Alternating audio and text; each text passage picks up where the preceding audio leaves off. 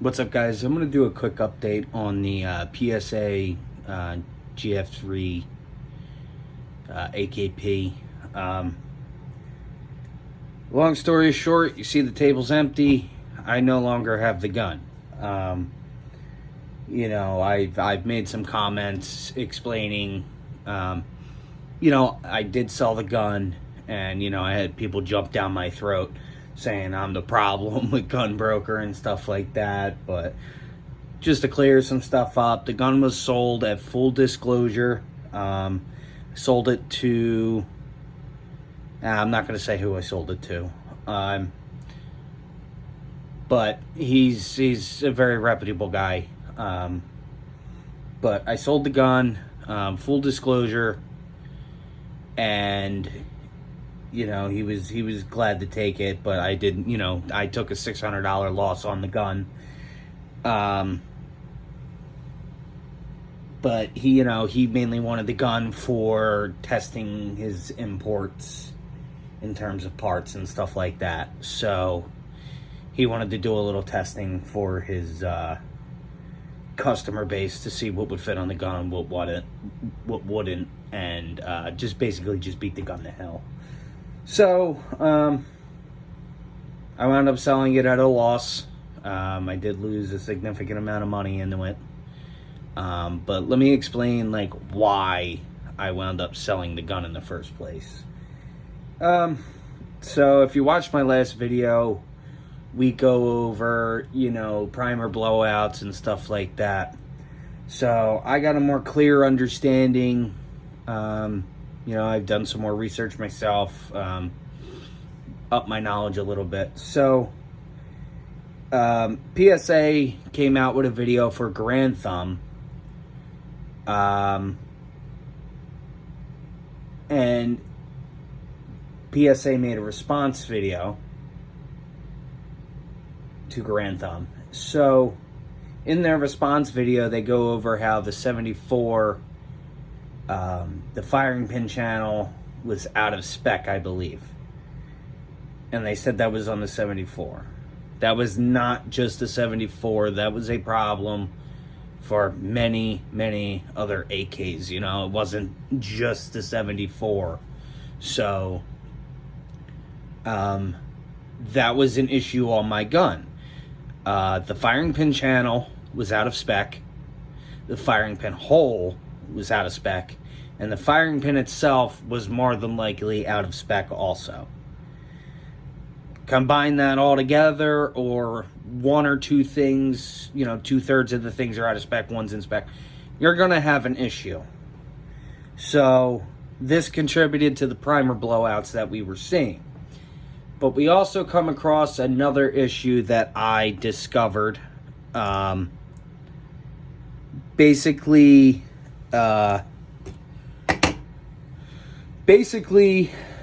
the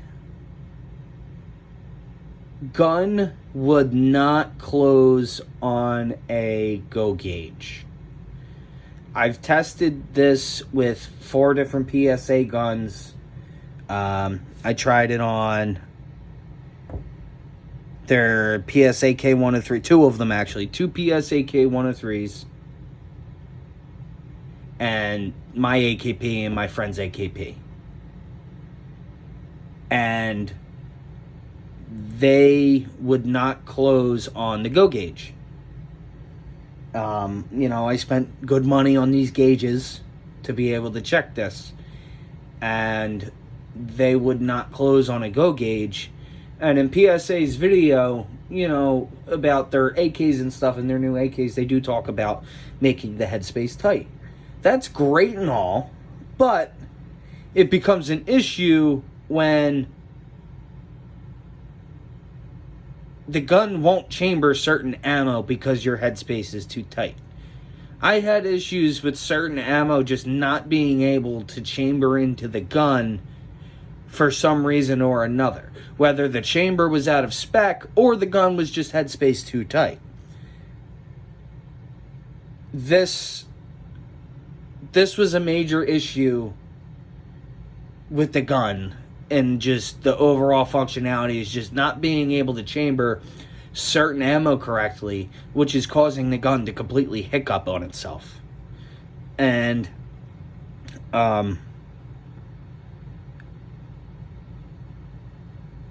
that becomes just another thing to add to the picture that we had when I had the gun at the time. It was just, we're stacking issues with the bolt. The bolt's messed up. Then we're stacking issues with the head spacing. So, you know, two of the main things, the heart of the gun, are out of spec, and they're not correct. So, you know, we go from there, and then this should be clear to everybody. These guns, especially the AKP, but AKs in general, they should be able to fire without a booster on the gun. The booster is only there to create reliability. These guns should not be dependent on having a booster to run. The reason I bring this up is because after a few hundred, I got to about 100 rounds, I'm going to say, the gun just completely stopped cycling. No matter what ammo I put into it, it stopped cycling. It became a bolt action gun. It would not cycle. And I will be clear that that was without the booster.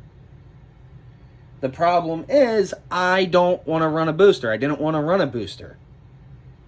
You shouldn't have to run a booster for these guns to work. The booster is there just to increase reliability. That was the whole point of the booster on these short-barreled AKs, was to increase reliability, not make them function. So, you know, the gun just, it didn't meet my expectations. It was one thing after the next, and then I got to the gun just not cycling with the muzzle devices I wanted to use.